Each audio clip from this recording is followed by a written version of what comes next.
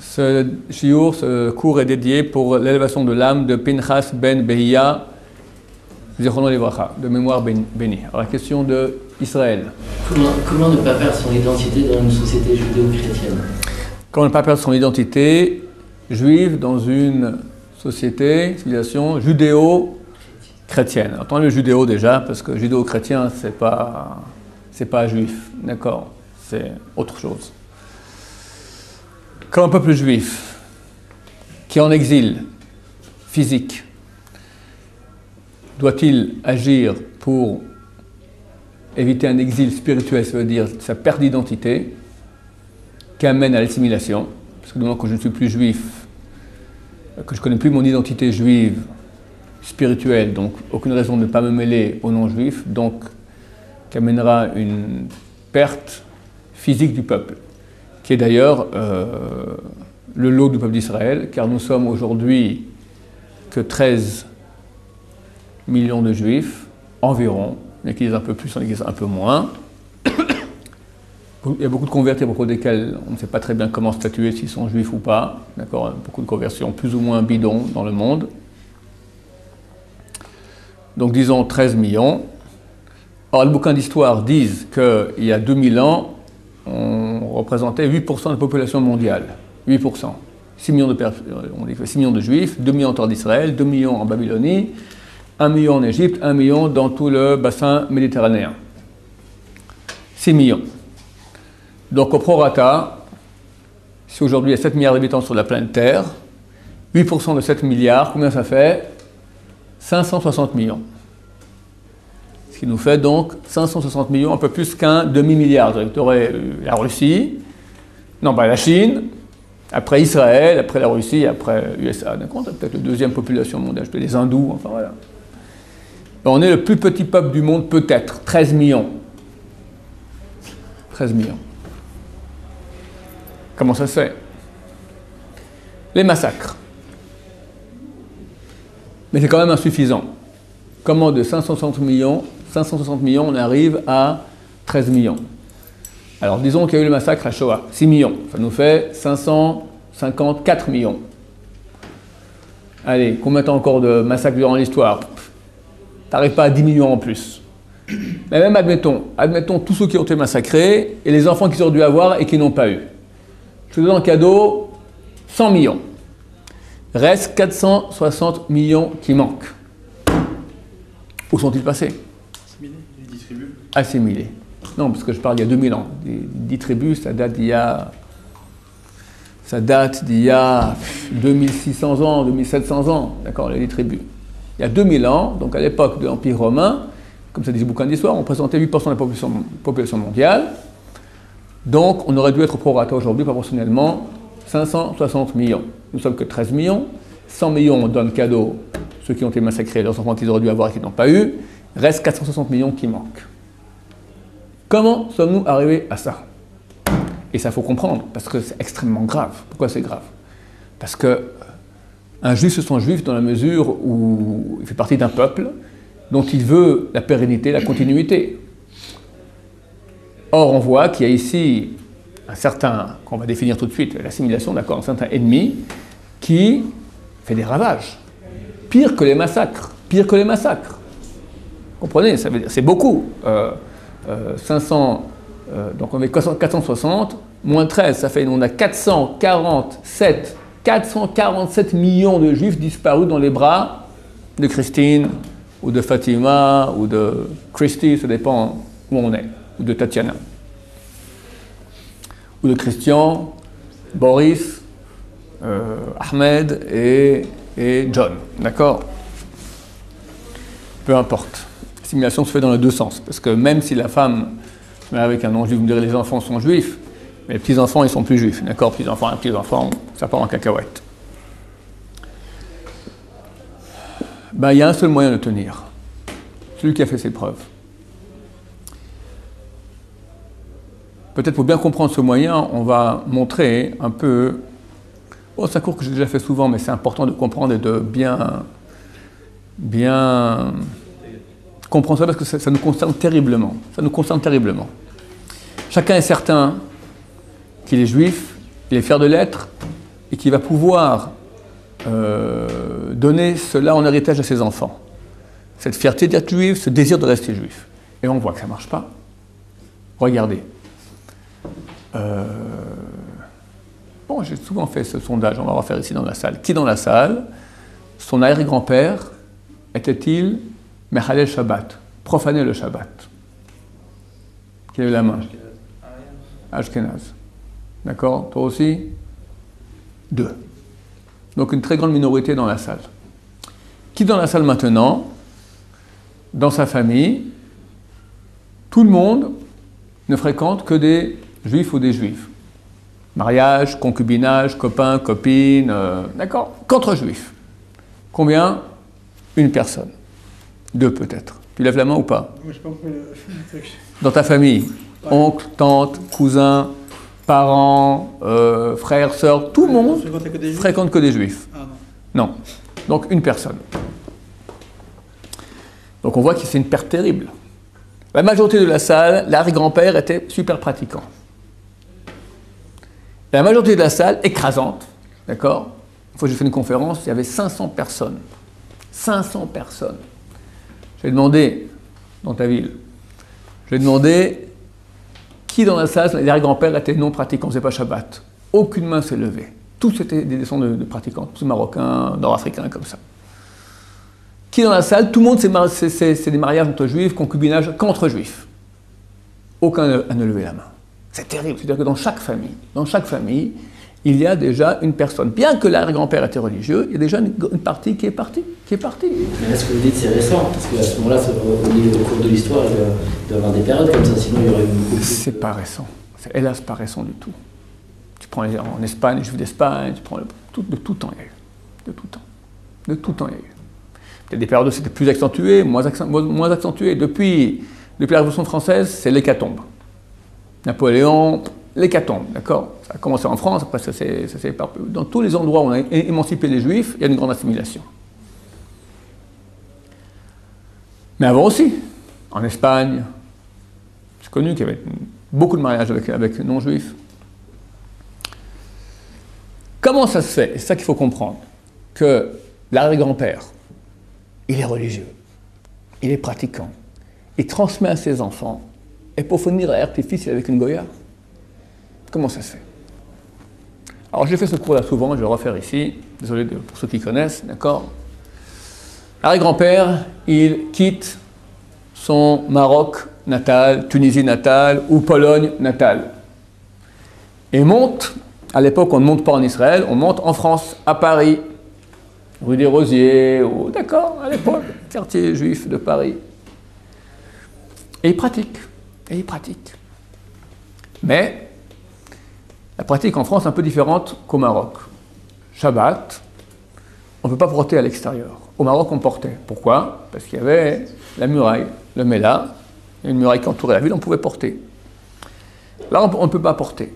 Et voici, le grand-père, c'est le sale hiver français parisien, la grisaille, il fait froid. Pas le grand-père qui vient de Meknes, d'accord, lui est habitué à la chaleur du désert, il n'est pas habitué et il est enrhumé. Bon, vous savez que dans le rhume, il y a deux phases. La deuxième phase, c'est quand, dans le nez, comme ça, je m'excuse un peu des détails, c'est vert, un peu gluant, solide. Mais au début, la première phase, c'est complètement transparent, liquide, et toutes les 30 secondes, pic, tu as une goutte comme ça, c'est terrible. Le mouchoir, que voici, nécessaire. Sans ça, t'es fichu. Toutes les 30 secondes, pic, pic, pic. Tu vas faire. Tu vas à la synagogue. Si tu n'as pas un mouchoir, qu'est-ce que tu fais? Tu vas pas te moucher dans la manche. Alors, le grand-père est chez lui à la maison, il dit, qu'est-ce que je fais? Avec un mouchoir à la synagogue, c'est interdit. Sans mouchoir, terrible. C'est pas moi, mais je suis sur la manche. Bon, alors, on va par terre. Donc, t'imagines un peu l'archouma, toujours la goutte ici, puis c'est pas grave, et puis tu fais Baruch Hashem Vorach, pic, sur le sidour de la synagogue. C'est ton sidour, ça va, mais c'est le sidour de la synagogue, pic. Quand tu appelles à la Torah, Ya'amod, voilà, Rabbi Mesod ben Freha, il monte, Baruch Hashem Vorach, pic, sur le Sefer Torah. L'archouma. La honte en bon français. Que faire? Bon, ben alors c'est à la maison. Alors c'est à la maison. Mais mon cher ami, Kriyat Torah, Kaddish, Kdusha, Minyan, Birkat Kohanim, on a besoin de toi. Ben, qu'est-ce que je fais? Ben réfléchis. Réfléchissons. D'abord, je ne comprends pas.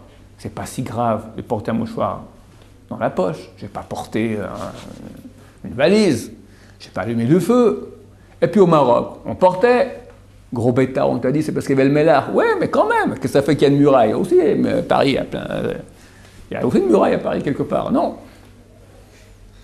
Et puis, mon cher Rabbeinu, s'il avait su dans sa Torah qu'on serait un jour en exil dans ce patelin-là en France avec un hiver pareil, il n'aurait pas fait une loi pareille. Il aurait reçu la Torah au Mont Sinaï, là-bas c'est un climat, désertique, donc il fait très sec, il n'y a pas de rhume, il fait chaud. Qu'est-ce qu'il veut Dieu de moi? Que je reste ici à la maison et mon fils, je dois bien l'éduquer. Il ne veut pas quand même que je fasse pique sur le Sefer Torah. Eh bien, Dieu comprend que dans un cas pareil, il ne faut pas être trop carré dans la vie. C'est ça le principe, pas trop carré. L'halakha, ça va un peu, de temps en temps, on peut arrondir les angles. Et notre arrière-grand-père, qui est religieux, la totale, il porte un mouchoir dans la rue. Shabbat. Bon. Avec son argumentaire l'autorisant. Il a son fils qui grandit, et tous les Shabbats, il le prend par la main, ils vont ensemble à la synagogue, il lui raconte sur le chemin, Parashat Shavua, la sidra de la semaine. Et tout à coup, le grand-père, il sort le mouchoir dans la rue pour s'essuyer. Le fils, il voit, papa, un mouchoir dans la poche? Je ne comprends pas. Au Talmud Torah, on m'a dit qu'on ne pouvait pas. Je comprends. Alors on peut ou on ne peut pas? Le grand-père, il est pris en flagrant délit. Bon, il fait la déballe. Tu sais, mon fils, c'est vrai, les rabbins disent comme ça, mais comprends. Comprends que moi, je suis en rhume chronique. Si je ne porte pas, maintenant, je ne peux pas te prendre à la synagogue, je ne vais pas faire pique sur le Sefer Torah. Et Moshe Rabbeinu, c'est un climat désertique chaud. Et au Maroc, on portait. C'est vrai qu'il y a une muraille, mais ici aussi, et de comprendre, c'est pas si grave. Ok. On peut bluffer tout le monde, y compris soi-même, mais pas les enfants. Les enfants des très jeunes sont extrêmement lucides. Le message, ils ont compris tout de suite. La Torah, c'est important, ou la synagogue, tout ça, mais il ne faut pas pousser. Quand ça devient un peu trop carré, il faut savoir un peu arrondir les angles. Ok, le fils va grandir, il va à la synagogue, bien sûr, Shabbat. Un beau jour, il pleut des cordes. Orage européen au mois de décembre. Maintenant, arriver à la synagogue à pied, c'est une demi-heure. Parapluie interdit. Il va comme ça, il arrive tout trempe. Il y a Arvit, il y a Shachrit, il y a Mincha, 3 fois une demi-heure aller-retour. Ça fait une demi-heure aller, une demi-heure retour, ça fait 1 heure, 3 heures sous la pluie. Motzei Shabbat, pneumonie assurée. Qu'est-ce que je fais? Je reste à la maison.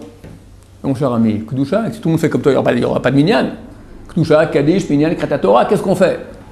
Bah j'y vais. Mais tu ne veux pas aller par ce temps-là. Puis c'est marqué dans la Torah, il faut garder son corps en bonne santé, il faut garder la santé. Alors qu'est-ce qu'on fait? Il réfléchit. Eureka, la voiture. La voiture! Moshe Rabbeinu, il ne connaissait pas. C'est marqué dans la Torah qu'on ne peut pas rouler en voiture. Pour aller à la synagogue, Shabbat, quand il pleut comme ça, c'est une mitzvah. Sinon, je vais être malade. Et Dieu veut qu'on garde son corps en bonne santé. Je fais une mitzvah. Et il prend la voiture, et il roule. Sur la route, il voit le rabbin sous la pluie. Il n'a rien compris celui-là encore. Dans le ghetto. Juif obscurantiste, primitif, ghettoïste, moyenâgeux. Qu'est-ce qu'il y a encore il y a encore, nous, qu'on appelle ça, fanatique. Voilà, c'est le mot qui me manquait. Ok, on est déjà au petit-fils. Non, c'est le fils. Le grand-père, le mouchoir, son fils, donc le grand-père, la voiture, le petit-fils. Petit-fils, alors lui, il garde. On va Shabbat, on va à la synagogue, bien sûr. Le soir, on fait le kidouche. Mais, chérie, baisse le son de la télévision, je fais le kidouche.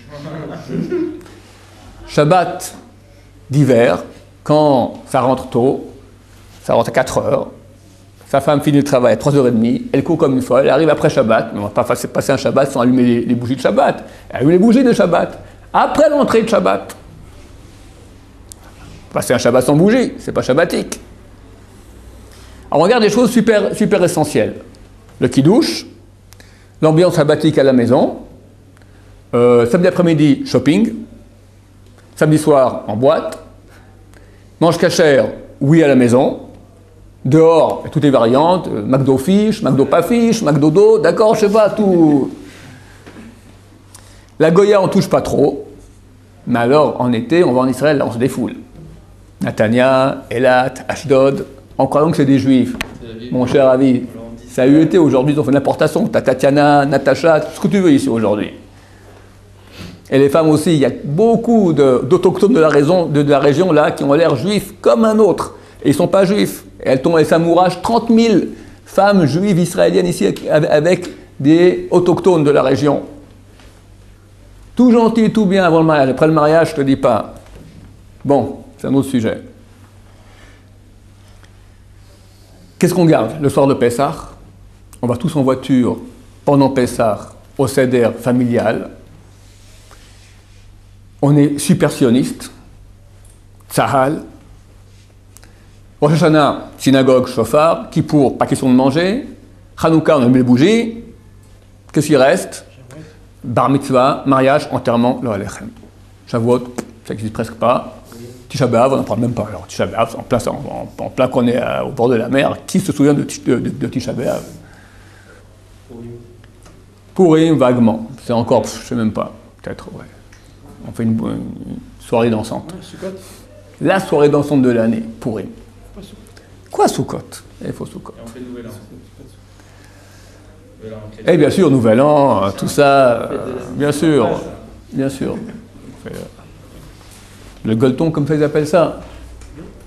Le gueuleton, je crois, comme ça ils appellent ça. Il y a un grand festin, on se saoule et on s'éclate. Enfin, il s'éclate. Hachem Ishmor. Bon, mais on est super. Et voilà, attention, il ne faut pas nous toucher. Le petit qui dit ça juif, je défonce. D'accord, on est super juif.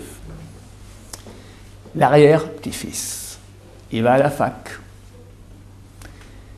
Et il y a Christine. D'abord, elle est blonde. Lui, les pieds noirs. Un pied noir voit une blonde, déjà, il disons complètement. D'accord. Cling. Et puis, elle est sympa, elle est facile.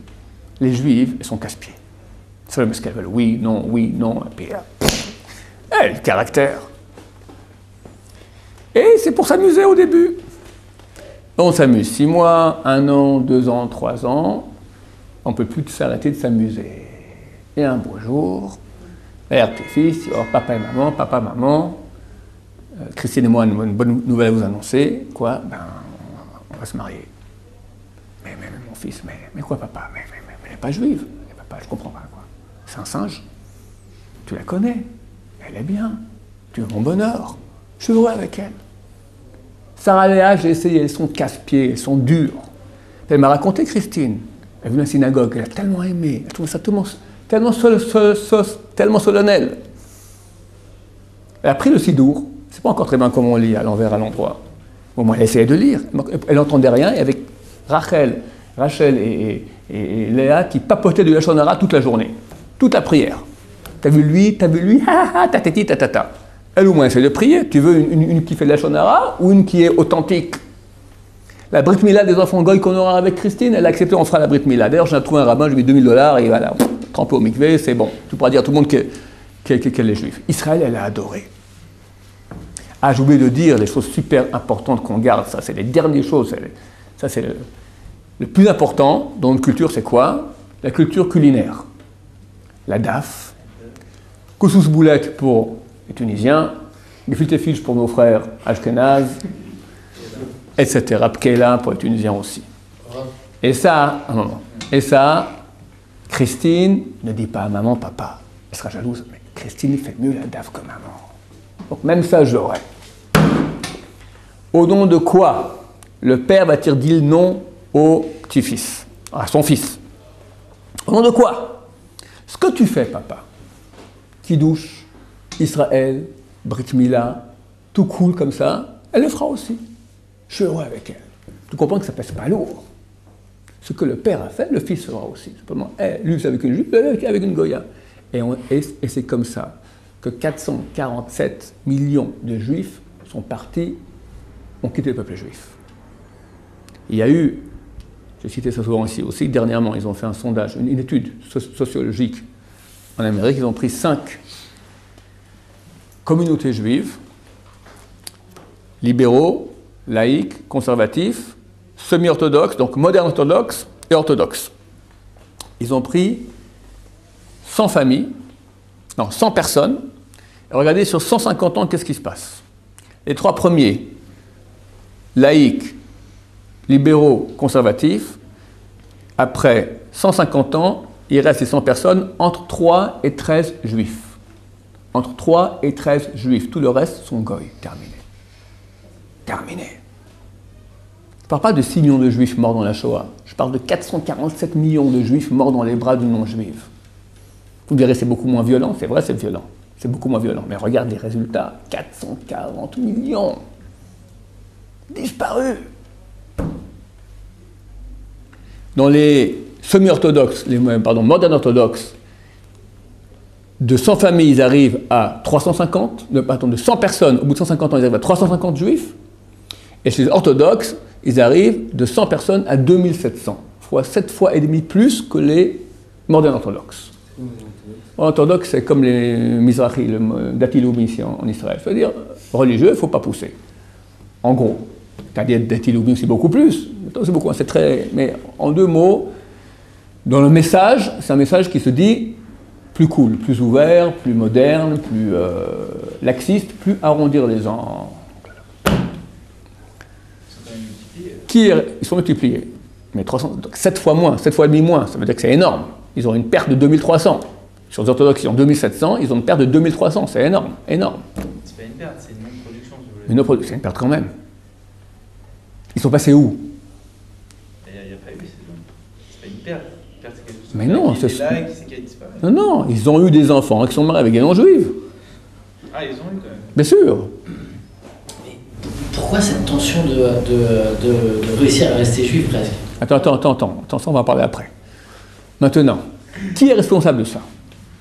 On a l'arrière-grand-père, le père et le fils. L'arrière-grand-père, il est pratiquant. Le fils, il est avec la non-juive. Qui est responsable du fils? Le fils, après tout, c'est pas de sa faute. Qu'est-ce qu'il a reçu comme exemple? Qu'on peut faire ce qu'on veut. On peut arrondir les angles. Qui est responsable? Le grand-père ou l'arrière-grand-père? Le premier. Le mouchoir. C'est pas si grave de porter un mouchoir dans la rue Shabbat. C'est vrai, c'est pas si grave. C'est très grave. Pourquoi? C'est pas la halakha en soi que tu as transgressé, c'est le principe. Faut pas pousser. Faut pas être carré. Faut savoir un peu arrondir les angles. Ça, c'est la fin. Pourquoi? Parce que la Torah, Dieu, le premier message qu'il nous dit quand il donne la Torah, il dit vous serez un peuple saint, sacré. Un peuple sacré. C'est quoi sacré? Sacré, c'est au-dessus, au-dessus. Sacré, c'est différent, différent. Il y a la Torah, elle est Kedosha, elle est sainte, elle est sacrée, et il y a le monde. Alors, on vit dans ce monde. Il faut travailler, il faut faire des études, il faut tout ça. Mais quand ça touche la Torah, on ne discute pas. Terminé, ça n'a rien à voir. La Torah, c'est la parole de Dieu. Il n'y a pas à discuter. Dans le cas, quelqu'un il est enrhumé maintenant, il a la phase numéro 1, pic-pic, d'accord, il ne va pas à la synagogue, point barre. Aujourd'hui, à la synagogue, il y a des mouchoirs. Mais à l'époque où il n'y en a pas, oui, il y a une impossibilité. Il n'y va pas. Aujourd'hui, il y a un grand problème en France avec les lumières qui s'allument. D'accord? Donc, tu rentres, tu sors de chez toi, pling, d'accord, tout s'allume. Tu ne sors pas. Je n'irai pas à la synagogue, mieux vaut pas à la synagogue. La Torah interdit. À la synagogue, c'est bien, c'est important, tout ça, mais il y a des priorités. Shabbat, on ne touche pas. On ne touche pas. Va par contre, les jours de Chol, les jours profanes, où il y a Missa d'aller, oui, à la synagogue, 3 fois par jour. Pour Shachrit Mincha avec là, vas-y, tu peux laisser la lumière allumée le lundi, mardi, mercredi, aucun problème. Non, je veux que Shabbat, je vais à la synagogue. Décide, mon cher ami. Quand tu ne veux pas y aller, quand il faut y aller, tu ne veux pas y aller. Quand il ne faut pas y aller, tu veux y aller. C'est le monde à l'envers. Le principe est le suivant. Si quelqu'un comprend maintenant que la Torah, on ne touche pas à ça. C'est une chose qui est au-dessus de tout. Ça rentre dans les veines du gosse. Les enfants, ils voient ça. Ils voient qu'on vit notre vie, mais dès que c'est Torah, on ne parle plus. Donc c'est même pas par la parole, c'est par l'exemple. Chacun dans sa vie, il a des tensions, il a des prérogatives, il a des choses, il ne sait pas quoi faire. Et dans ses choix, il décide, je ne fais pas maintenant de demi-mesure. Avec le doigt, on ne joue pas. C'est la parole de Dieu, je ne fais aucun compromis. Aucun! Ce que nous reprochent tous les mouvements autres. Mais tous les mouvements autres du peuple juif, tous ceux qui ont dit, on permet, on ne veut pas être goy, mais on fait des compromis. Tous ceux-là, sans exception, ont tous disparu de la carte. On ne connaît pas d'arrière-petit-fils de libéral. Ou 3 sur 100, d'accord? Et si on prend maintenant sur 200 ans, il n'y en a plus aucun. Pourtant, on voit ce qui se passe, la nouvelle taxe que vous êtes en train de parler. Attends. Toi, tu regardes sur 10 ans, sur 20 ans, sur 50 ans, sur 100 ans. Prends sur 3 siècles. D'accord? C'est fini. Disparu. Il y a eu tout le temps des mouvements qui ont des compromis. Tu avais les Tzdokim, les Baitosim, les chrétiens, les Shomronim, Samaritains, les Dardaïm, de l'époque du Rambam, les Karaïtes. De tout temps, il y a eu tous ces mouvements. Il y avait les néologues avant la Seconde Guerre mondiale. Tout cela, qu'est-ce qui reste d'eux? Disparu. Eux, ils étaient très bons juifs.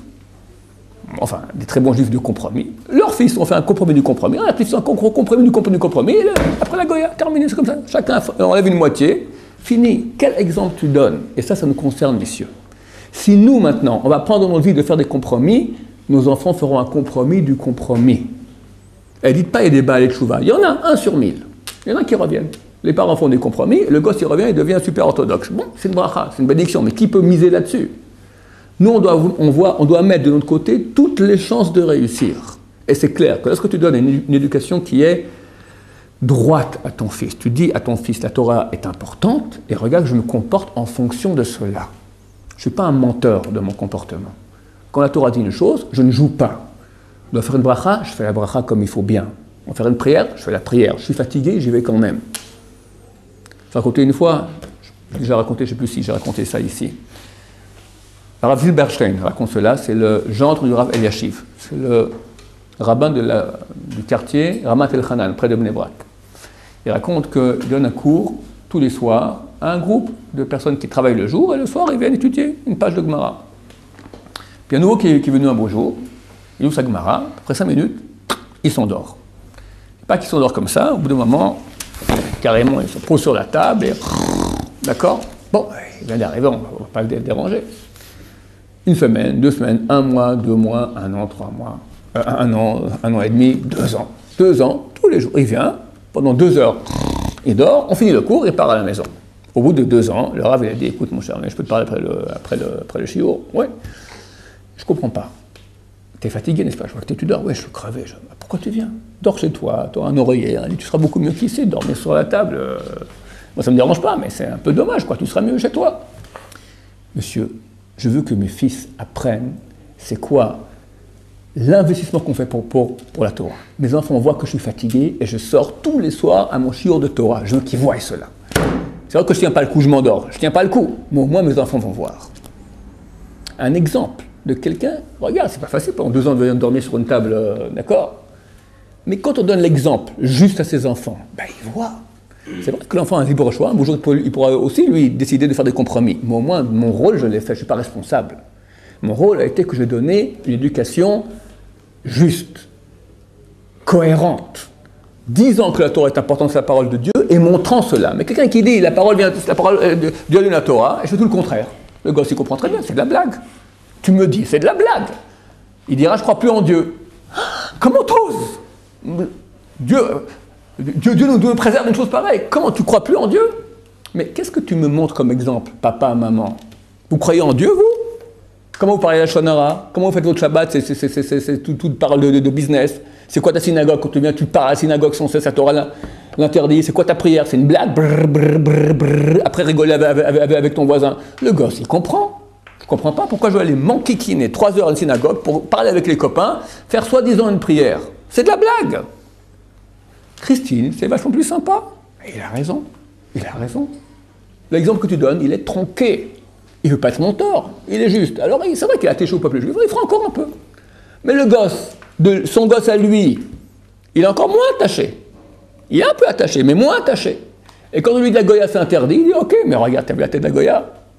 Alors, entre le attaché que j'ai et la tête de la Goya, il n'y a pas photo. La Goya passe avant. Et pour que tout le monde soit content, on fera une conversion à la noix et un peu d'argent par-ci, et une brit mila aux enfants goy, et tout le monde sera content.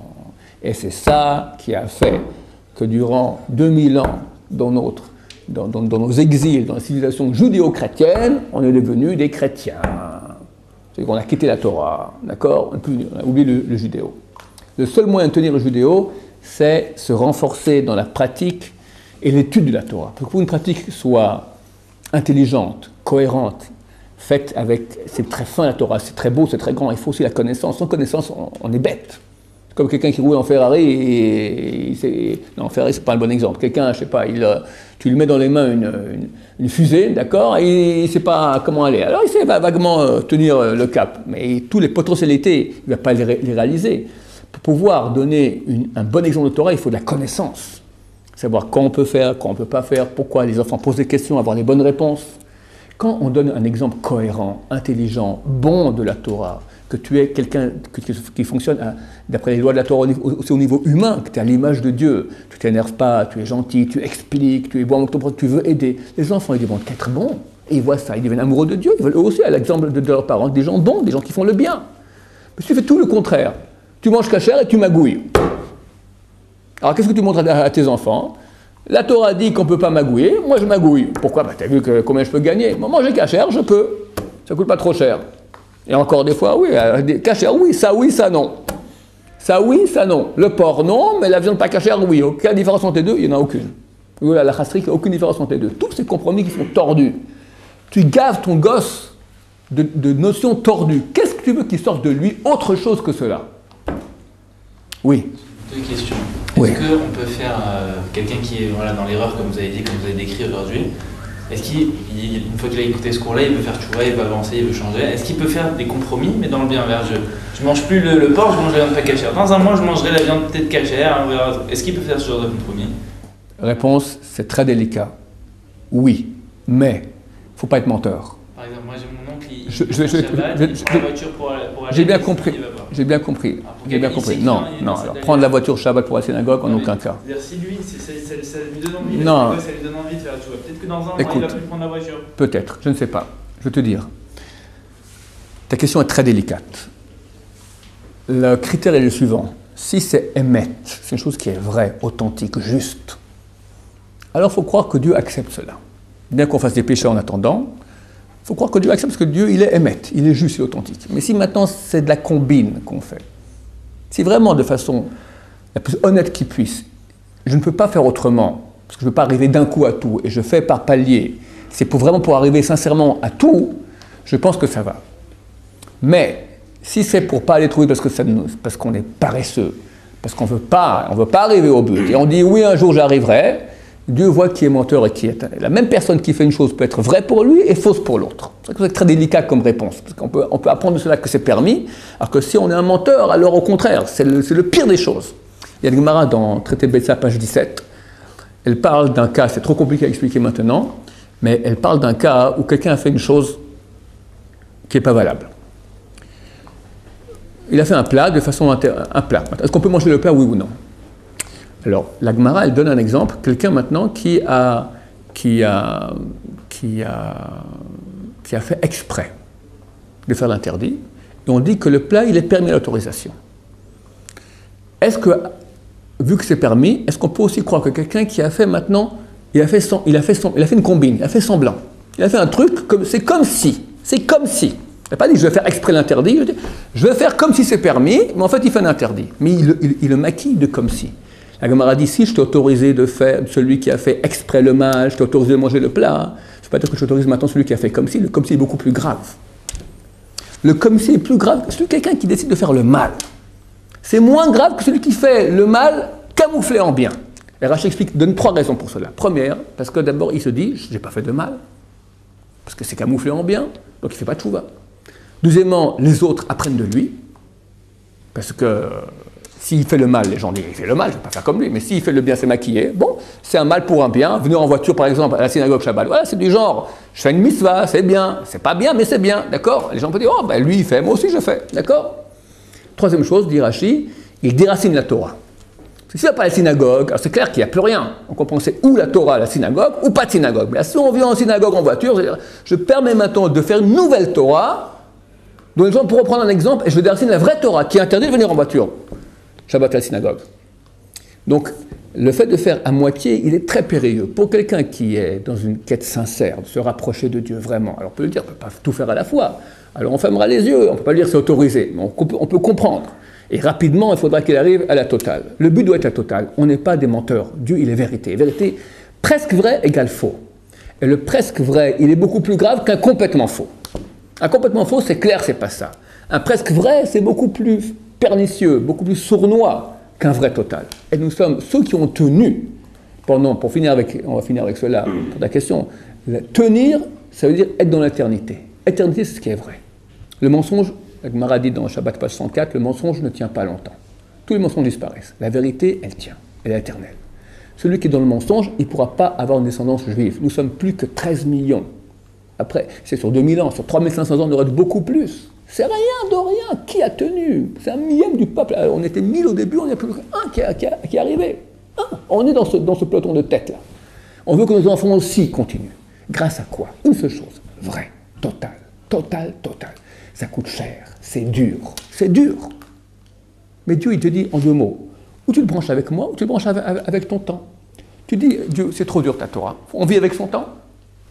Très bien, mon cher ami, vis avec ton temps. Mais ton temps va passer. Et quand ton temps passera, tu passeras avec ton temps. Tu crèveras avec ton temps. Non, tu vas rester, toi. Mais ton éternité juive, elle crèvera, elle passera. Le temps passe et toi, tu passes avec. Tu vis avec ton temps. Combien de gens, combien de centaines, des millions de juifs, pendant le dernier siècle, ont quitté la Torah avec l'argument « on vit avec son temps ». On ne veut plus de rabbins avec des lois anachroniques il y a 2000 ans. Ils sont où, ces juifs-là? Tous disparus, tous disparus, tous. Terrible. Par contre, tu dis à Dieu, Dieu, quand tu parles, c'est fini. J'ai mon temps, mais moi maintenant, je me hisse au-dessus des considérations de mon temps. Et je me branche à l'éternité. Le temps passe, toi tu restes branché à l'éternité. Baruch Adonai, Amen.